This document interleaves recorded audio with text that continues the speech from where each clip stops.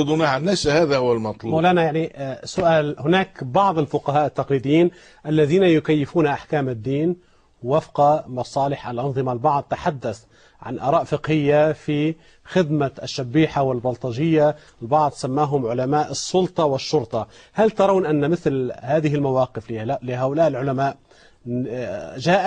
جاءت نتيجة خوف من الحاكم، قصورا في العلم، أم ممالأة للظالم؟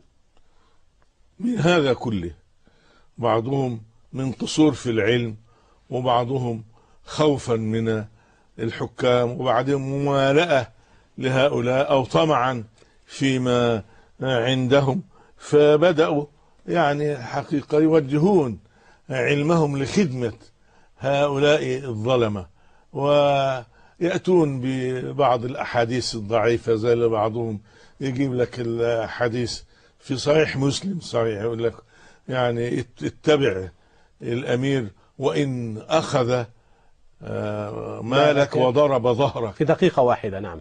ولكن هذا الحديث يعني بينا أنه ليس بصحيح، هو صحيح في مذكور في صحيح مسلم، ولكن ليس من أحاديث الأصول، ومن أحاديث تسموها أحاديث المتابعات.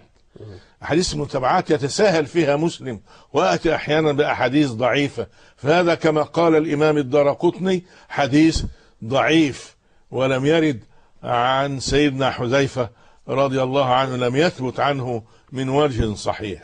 أشكركم في ختام هذه الحلقة مولانا فضيلة العلامة الدكتور يوسف القرضاوي على هذه الإفاضة الطيبة، كما أشكركم مشاهدينا الكرام على حسن المتابعة. لكم تحيات معد البرنامج معتز الخطيب، والمخرج منصور الطلافيح، والسائر فريق العمل. وهذا عثمان يستودعكم الله، والسلام عليكم.